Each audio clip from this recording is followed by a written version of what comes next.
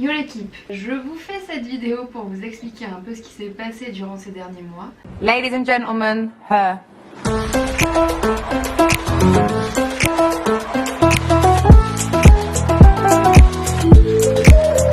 Je suis à Paris depuis septembre et on va pas se cacher que c'était la putain de galère pour trouver un appartement quand je suis arrivée. J'avais trouvé une sous-location dans un appartement avec quelqu'un que je connaissais pas donc. Tout se passait relativement bien, il n'y a pas de grand drama, mais c'est vrai qu'au bout d'un moment tu te sens plus trop chez toi. Sauf que trouver un appartement dans Paris, je me voyais pas du tout repartir dans les galères de chercher un appart et tout ça, j'avais autre chose à faire. Et là vraiment, l'univers m'a envoyé un signe. J'ai reçu un message de Inès.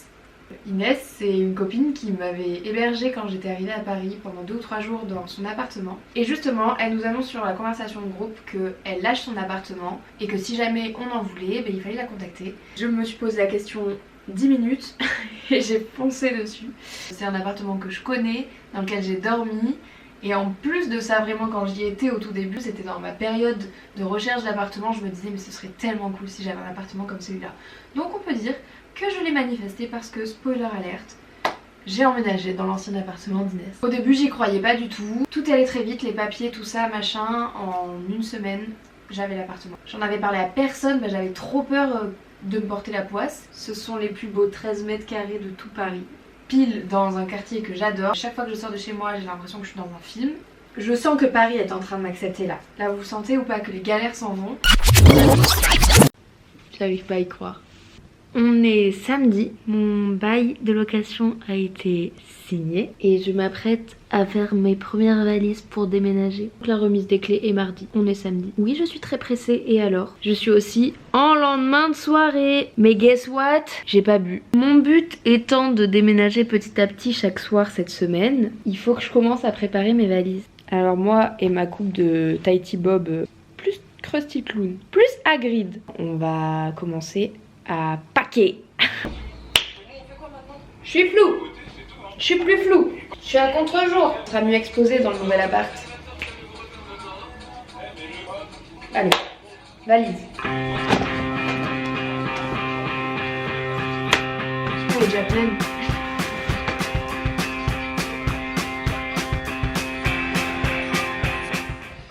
On m'a appelé le mercredi. Mardi, j'avais les clés.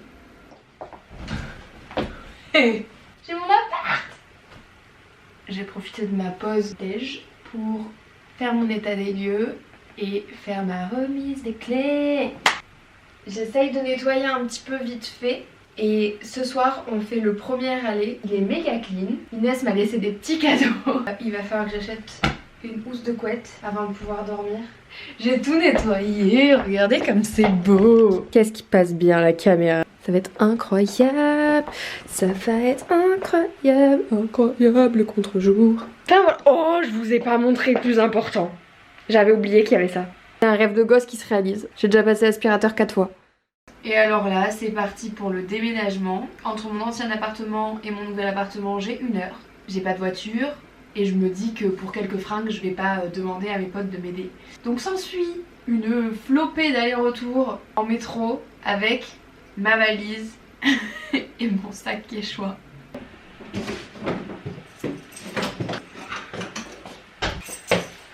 Premier voyage. Est-ce que je suis rentrée dans l'appartement? Est-ce que j'ai posé ma caméra pour ressortir avec le sac sur le dos et revenir avec ma valise et mon sac? Oui. C'est la pire idée de déménager en heure de pointe en fait. Je suis claquaxe, hein, je vous cache pas.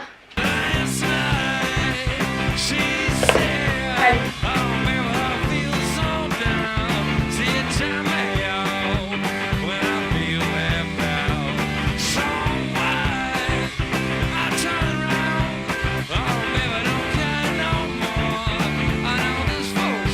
Déjà plein. Ça y est, j'ai passé ma première nuit dans mon appartement et ça s'est plutôt bien passé. Je me suis réveillée un peu trop tôt, j'ai oublié que j'avais 20 minutes de moins de trajet que d'habitude. Je suis plutôt satisfaite, mais j'aime pas comment je suis habillée, mais est-ce que c'est un gros problème? Je pense pas. Peu à peu j'ai réussi à ramener des affaires dans l'appartement parce que j'avais quasiment rien dans mon ancien appartement en déco et tout ça. Et surtout Le truc que j'arrivais jamais à ramener, c'était le Mac. Pour la petite anecdote, je travaille en agence de communication et à Noël ils ont fait un tirage au sort pour faire gagner des vieux Mac qu'ils avaient au lieu de les jeter. J'ai été tirée au sort. Il n'y avait pas de carton, il n'y avait rien. Vraiment, j'avais juste le gros iMac dans les mains. Et là, il fallait que je me tape le métro avec. C'était non, c'était pas possible. Et donc là, Mélissa a eu la gentillesse de me proposer de m'amener en voiture chez moi, qu'on fasse l'aller-retour. Allez, venez, Milo, vous asseoir à ma table.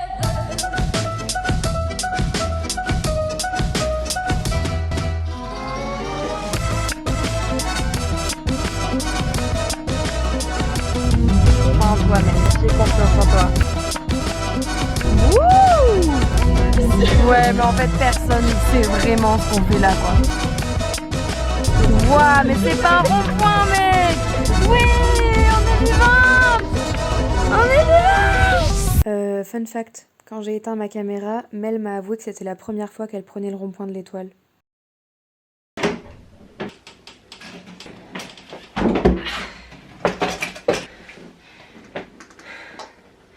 C'est le dernier voyage. Et on remercie Mélissa.